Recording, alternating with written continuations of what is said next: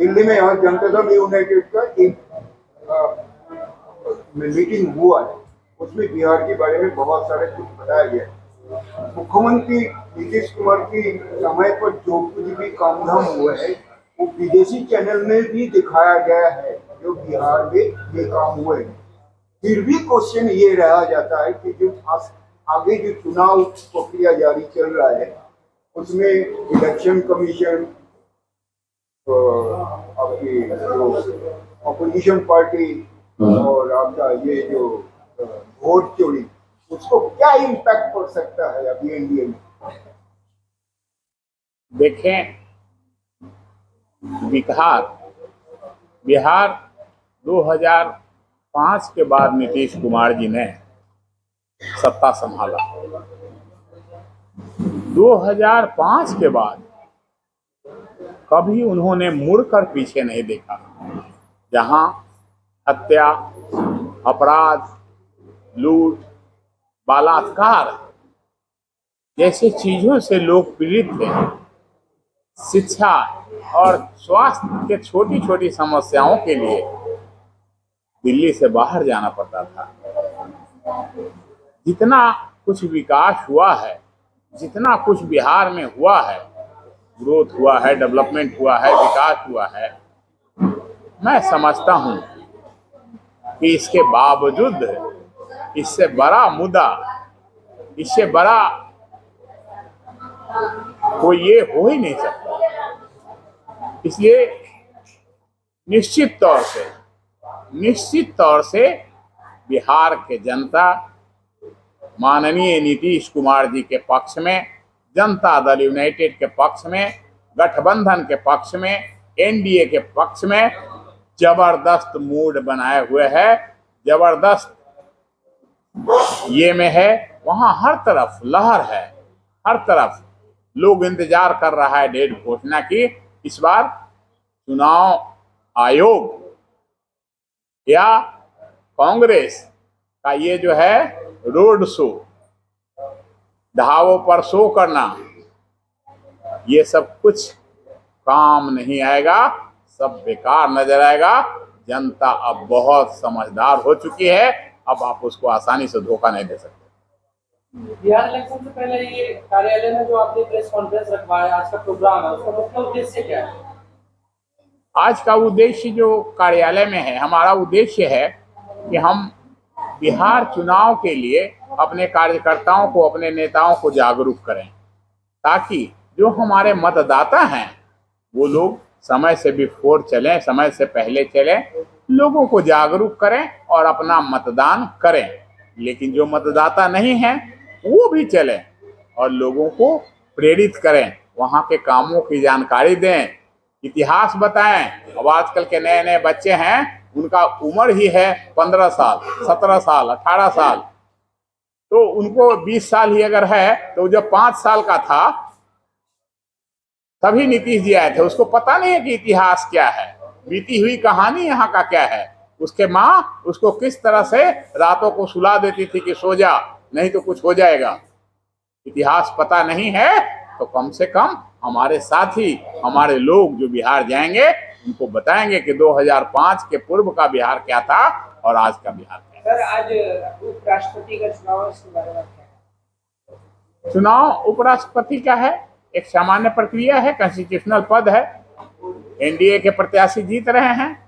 अब उसके पूर्व भी आप समझ लें कि हम लोगों ने जश्न मना लिया। ये अभी जो है सबसे ज्यादा संख्या में जो प्रवासी रहते हैं बिहार यहाँ दिल्ली में, तो इनको कैसे एकत्रित कर पाएंगे आप बिहार चुनाव से पहले?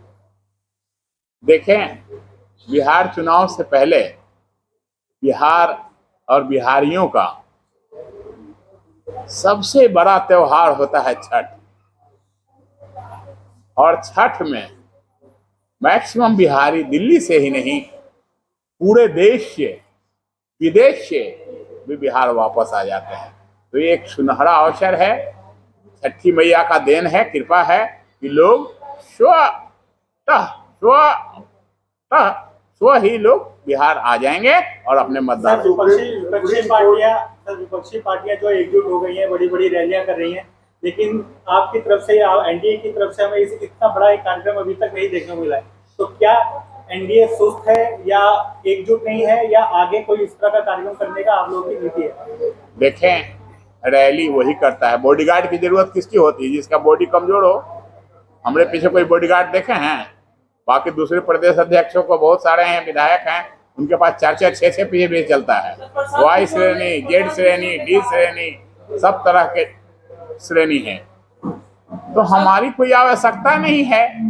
जनता में ही इतना ज्यादा ये है, रुझान है, जनता स्वयं एग्रेसिव है, जनता स्वयं आगे आ रही है, तो फिर हमको क्या जरूरत है? आप चुनाव के बाद कभी प्रचार देखे हैं क्या? चुनाव के प्रचार बाद देखे हैं प्रचार चुनाव का? बस वही स्थिति है, जरूरत ही नहीं है। सुप्रीम कोर्ट साफ साफ इलेक्शन कमीशन को बता दिए हैं, जो आपने वोटर्स को बाहर किए हैं उसको आप कारण बताओ नोटिस भी देना और उसको इंक्लूड भी करना। हाउ डू वांट टू से?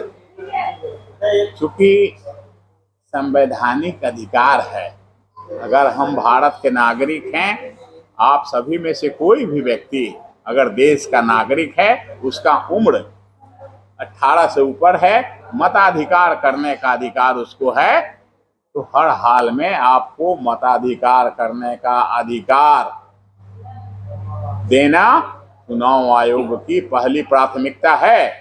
अगर सुप्रीम कोर्ट ने ये कहा तो न्यायोचित है, उचित है, और चुनाव आयोग का काम भी यही है कि हर मतदाता को उसके मत के लिए योग्य करना उसका नैतिक जिम्मेवारी है। सर, प्रशांत किशोर ने कहा है कि जेडीयू की 25 से ज्यादा सीटें नहीं आएगी बिहार में। प्रशांत किशोर है ही क्या?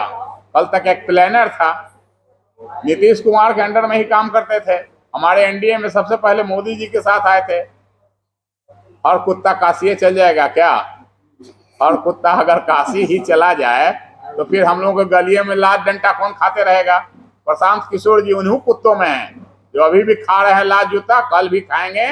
उन लोगों का नाम मत ले तो ज्यादा बेहतर है। सर, बिहार में फ्लाइंग उनकी कोई औकात नहीं है।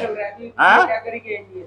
हाँ? सर, फ्लाइंग का मुद्दा चल रहा है बहुत बड़ा, अभी जन स्वराज पार्टी को उठा रही है। अब प्लान का मुद्दा आज से नहीं है बाबू, प्लान का मुद्दा बहुत पुराना है, और मैं जब पैदा हुआ था तब भी था।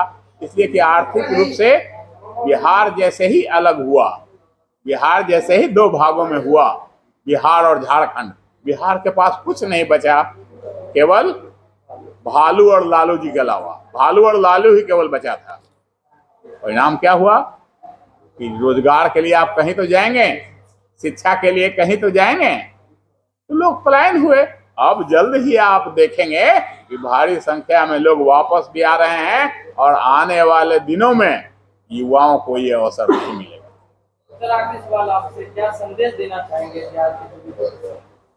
बिहार के लोगों को एक पार्टी के व्यक्ति होने के नाते मैं इतना ही संदेश दूंगा कि सब लोग जात पात समाज व्यक्ति से ऊपर उठकर नैतिकता के आधार पर अपने दिल पर हाथ रखकर एक बार सोचें। अगर आपको लगता है कि वाकई नीतीश कुमार जी ने बहुत काम किया है, उनकी मजदूरी निश्चित तौर पर उनको मिलना चाहिए। धन्यवाद।